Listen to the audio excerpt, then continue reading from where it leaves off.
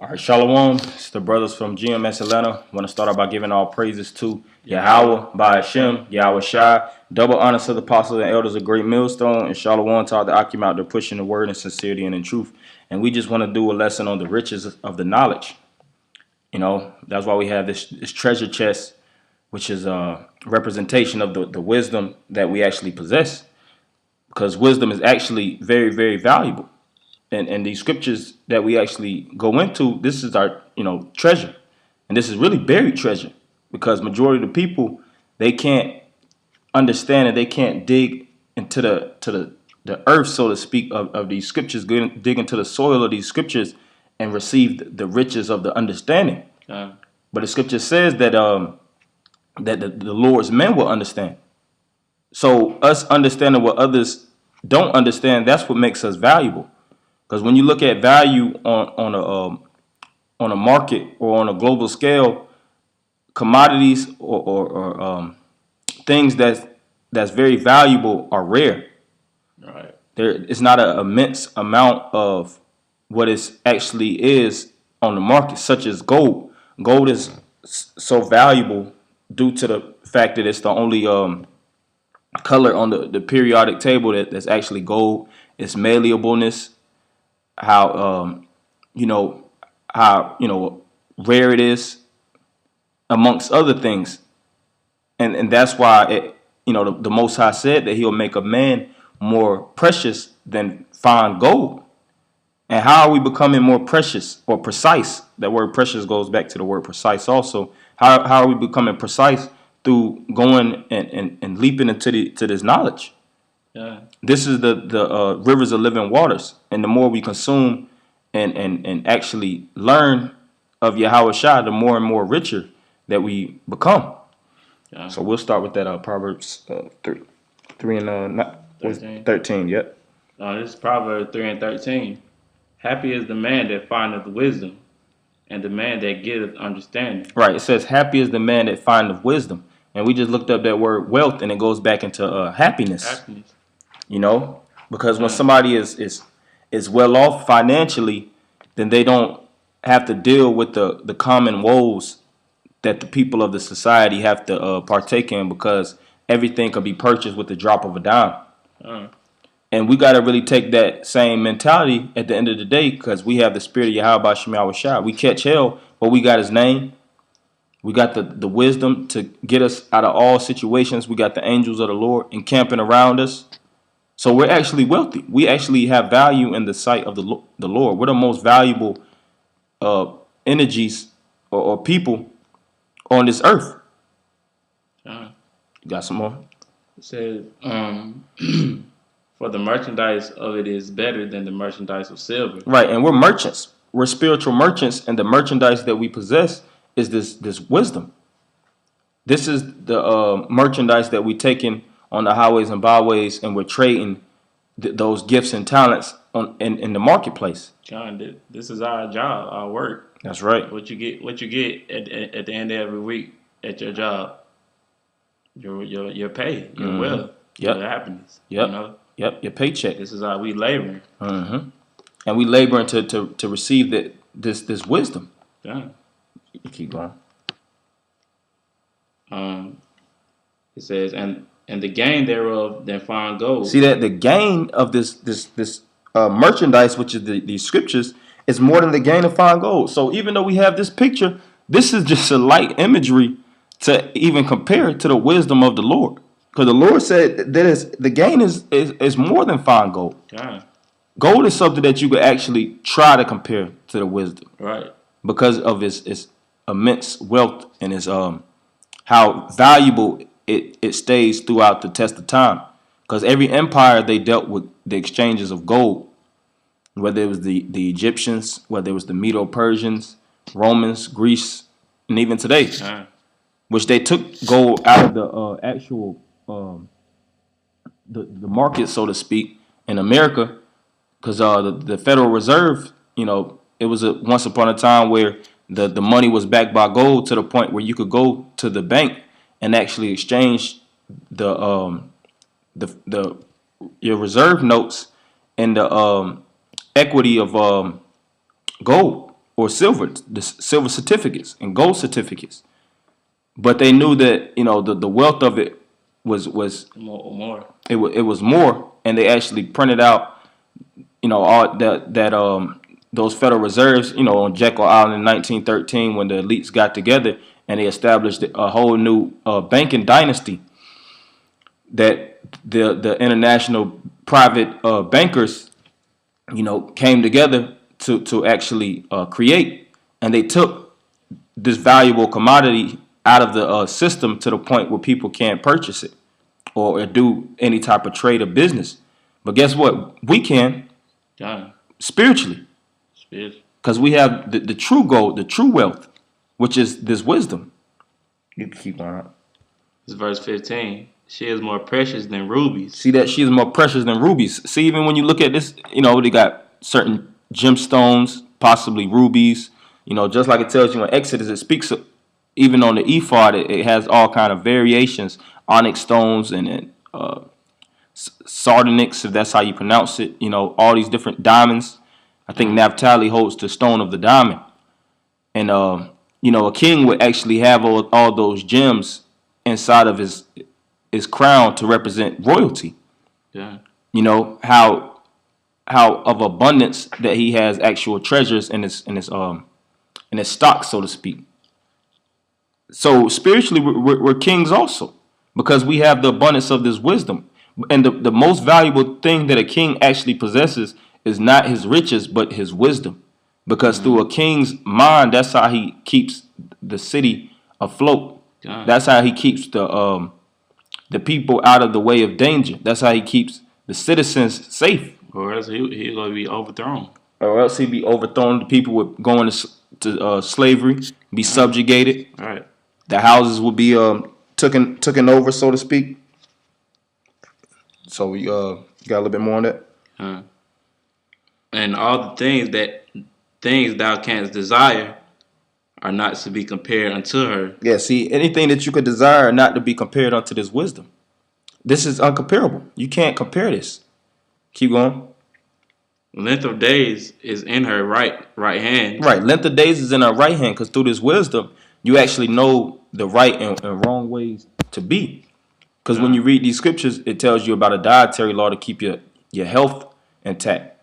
Another true saying amongst many is health is wealth. And the actual biblical diet is a very, very valuable way of living. Not eating unclean foods, eating clean foods. Like the scripture tell you in Sirach, talks about honoring the physician, taking herbs, and eating abundance of greens and different things of that nature. Fasting, which and people analyze that fasting is really important for your body, and that's all located in the scriptures. Yeah. What you gonna say? I was just gonna say that all that ties into being wealthy. Yep. You gotta be diverse. Mm-hmm. You just can't have understanding in one thing and then not in the other. You gotta be, because once someone comes up to you trying to have a conversation, you gotta actually, know how to deal with that person. Mm-hmm. Yep. And you gotta, which like the brother said, being diverse or being well rounded. Yeah, sharpen all areas. Because just like Solomon was wealthy. He was known to have abundance of wealth, but his wealth really lied in his spirit. That's why you had all the people that actually came to Solomon's kingdom not to see how much money he had or how his temple was established, but his actual wealth that he possessed. You could keep going on. He said, I'm gonna start back at the top. Length of days is in her right hand, and in her left hand riches and honor. See, in her left hand is riches and honor, because that's what this wisdom possesses. So it possesses riches, honor, length of days. That's the essence of life. Yeah. So these scriptures represent the life of Yahweh Shem Yahushua. This is the actual breath. This is the breath that the Most High breathed in the nostrils of Adam. That's why he had the law back then, the oral law, which was the spirit. Some more on that, or you could go to that other scripture in Proverbs that you had. Yeah. Matter of fact, I want to just read this verse 18. You want me to read it? Yeah, you can read it. Just jump down. This is Proverbs 3:18. She is a tree of life to them that lay hold upon her. Yeah, and this is the tree of life, just like I said earlier about Adam. This was the tree of the knowledge of good and evil. This is the tree of good, and if not, Adam went off, which was following the ways of the snake, the serpent, the so-called sons of the wicked. He would be, broken down to a baser state. And this is the tree of the life. And that's why, like it tells you in Ezra's, paradise is open unto us. This is the paradise. Yeah. It really starts with the knowledge. This is the true garden of Eden. I done. Yeah. Oh, you can go ahead, though. And happy is everyone that retaineth her. Right. Like we just said earlier, that word wealth goes back to happiness. It goes back to happiness. And this is where we receive our happiness. Even though we suffer and catch hell in the faith and we go through hardships, we still got to rejoice at the end of the day because we have the spirit of Yahweh Shem Yahushua comforting us. Yeah. You go to the other one in Proverbs. Yeah. This is Proverbs 28:6.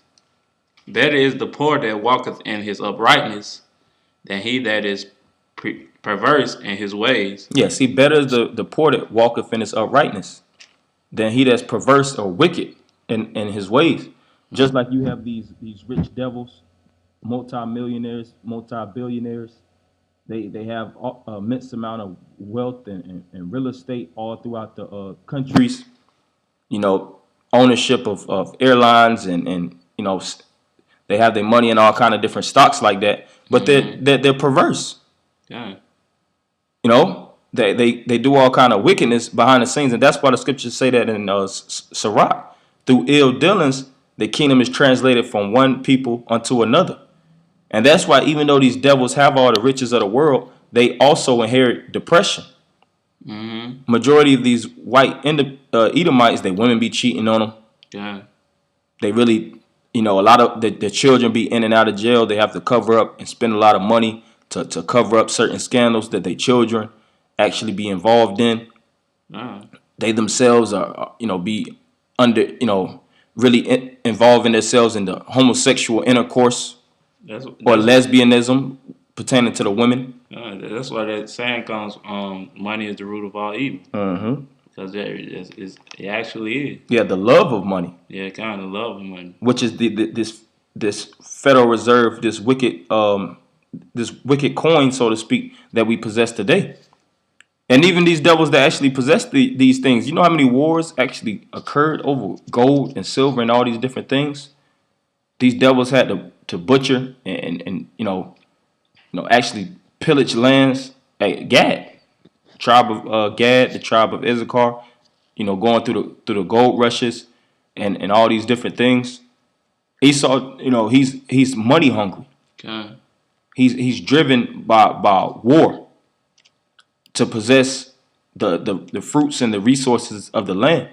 Mm-hmm. And that's why this devil is going to have to suffer a judgment. Because he's the one that's perverse that the scriptures are speaking about. He's the perverse individual that killeth and took all by the hand of the sword. He's greedy. Yep. And whenever somebody is greedy, man, it always leads to death. Mm-hmm. And that's why the scriptures say riches are not comely for a niggard.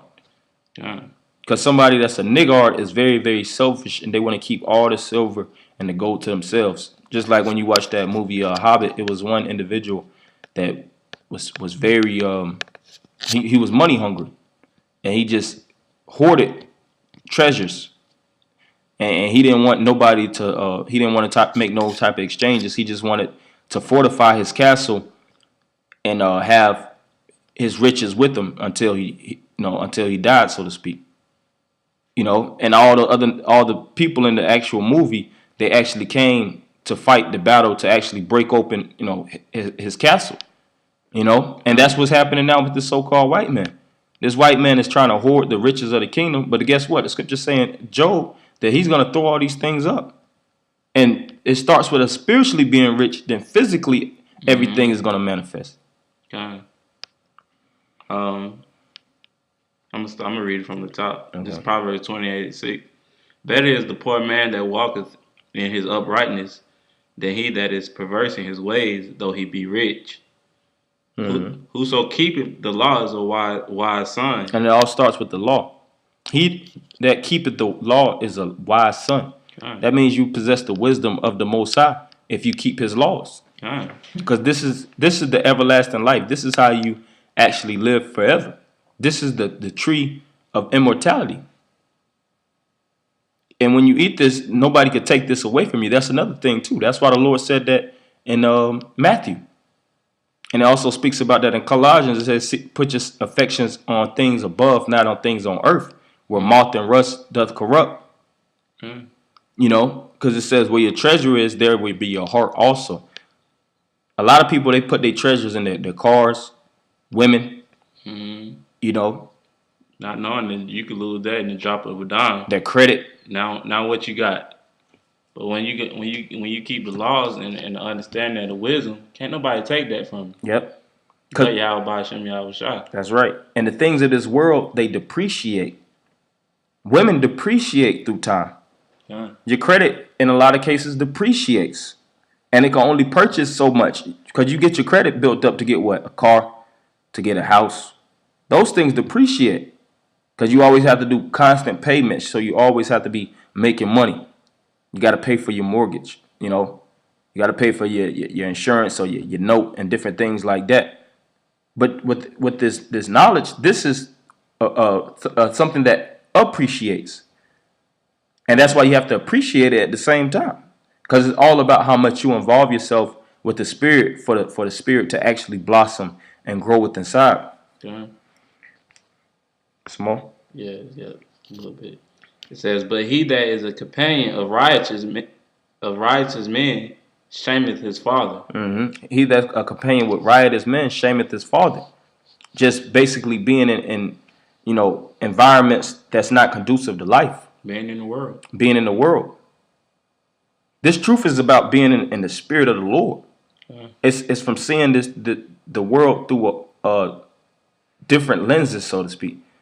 And that's something that these other people don't have. They don't have the eye salve to the point where they could discern righteousness through wickedness. That's an actual gift. That's valuable. The skills that the scriptures actually give you and provide for you through your walk, that's value. That's the ways of life. You know, I got something real fast on 1 Kings. If you go to 1 Kings 10:1, Yeah. then we'll close it with that Revelations. Yeah. In fact, I actually You got it. yeah, I got it. 1 Kings 10:1. And when the queen of Sheba heard of the fame of Solomon concerning the name of the Lord, she came to prove him with hard questions. And what's that word proof goes back to try him. So the queen of Sheba came and tried Solomon according to his wisdom.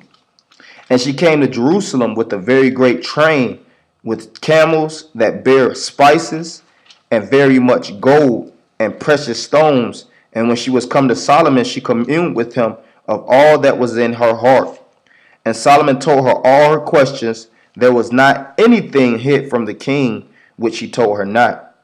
And when the queen had seen all Solomon's wisdom and the house that he had built, and the meat of his table, and the sitting of his servants, and the attendance of his ministers, and their apparel, and his cupbearers, and his ascent, by which he went up unto the house of the Lord, there was no more spirit in her. So she's seen all the abundance of riches that Solomon possessed, and it all first started with his mind, the mind state that he actually had, because he was rich mentally. And that's how you could actually judge somebody from their mind. Everything manifests throughout their life. God. You know, a person that's just always dirty and always got shit all over the place, that shows you where their mind is. That shows you what level their mind is on. God. So she actually, going to somebody's household, that represents somebody's spirit. House goes back to the Hebrew word bayat. Everything that you actually put your hand into, it all comes from your spirit or your mind. And that's why it says when she seen the abundance that Solomon had, the spirit left her. Because she's seen like, dang, the Most High, that's whatever power you're worshiping, that's a heavy power. Mm-hmm. Because everybody always, even kings and royalty, they always gave credence to a higher power in most cases. You know, some actually worshiped themselves. You know, that's another story for another time. You know, or worshipped, which they made an idol out of themselves, like Nebuchadnezzar. But you had some that gave credence unto a higher power. And that's what it's about. That's why even in our daily lives, we represent royalty. You can't be out just fucking running your mouth and being loud, dropping shit all over the place. And, you know, Right. that doesn't represent royalty Or wisdom. or wisdom. It's a way you move in this truth. It's certain environments that you actually involve yourself in. Yeah. Because you got to know what level you on. You got to understand the riches that's actually being put inside you, how to actually walk with that treasure, how to actually carry that treasure. All right, and I'll end it at verse 6. And she said to the king, "It was a true report that I heard in my own land of thy acts and of thy wisdom. Howbeit I believed not the words until I came, and my eyes had seen it, and behold, the half was not told me. Thy wisdom and prosperity exceeded the fame which I heard." So even what she actually heard, she didn't believe it, and when she seen him, it exceeded that which she actually, expected, so to speak. She couldn't even put expectations on. She couldn't even put a finger on how Solomon's spirit was, Right. because he possessed such an abundance in everything. His spirit was everywhere. It was like the spirit of the Most High. It existed, and everything was like when you read Ecclesiastes. He had everything in perfect balance. Everything worked in such harmony. He had 700 wives and 300 concubines, and all of them worked in harmony. He said, "No, not one is good." But that didn't mean they was fucking fighting in the castle and shit like that. It just they didn't have the wisdom and the treasures of the Most High to retain the spirit. Yeah. But everything Solomon had is peaceful. That's why Solomon goes back to the word Shalamah, which represents peace. His kingdom was peace. Even the heathens that actually was around him was in peace with him. It says, verse 7, "Howbeit I believe not the words," excuse me, I think I already read that, "until I came, and my eyes had seen it, and behold, the half was not told me. Thy wisdom and prosperity exceeded the fame which I heard." And you could get that in Revelations, you know. So that shows you the treasures of the kingdom and how wealthy you could become, or you will become, from just studying these scriptures, understanding the spirit of the Lord, drinking from the wells of life. This is on Revelation 2:9. "I know thy works and tribulation and poverty, but thou art rich. Mm-hmm. And I know the blasphemy of them which say they are Jews." Right. He said, "I know thy wealth," John speaking, "I know thy wealth and poverty, but thou art rich." You know, because even though we're impoverished physically and we don't have, our checking account is lacking, so to speak. We don't have the updated clothes and shoes, and we're not modernized with the course of this world. We don't have the newest technology. But we're rich because we up to date with the spirit of the Lord. We're up to date with the prophecies, which a lot of people aren't up to date on. Right. Keep going on that last verse. "And I know the blasphemy of them which say they are Jews and are not, but are the synagogue of Satan." Right. It says the blasphemy of the so-called white men, which are the fake Jews, which represent the synagogue of Satan. Keep going. "Fear none of those things which thou shalt suffer. Behold." Well, that's the main point, because I wanted to make this last point that we'll close. But even those so-called Jews, out of all nationalities that they wanted to take, they wanted to take this nationality. Right. Them calling themselves the Israelites, because they know that the scriptures is the most valuable property, so to speak, on the face of the earth. That's why even when you watch the movie The Book of Eli, Carnage, which represented the so-called white man, what did he want? He wanted the book. The book of life. The book of life. So that's all we had. Hopefully brothers were edified. Want to end it by giving all praises to Yahweh, by Hashem, Yahweh Shai. Double honors to the apostles and elders of Great Millstone, and Shalom.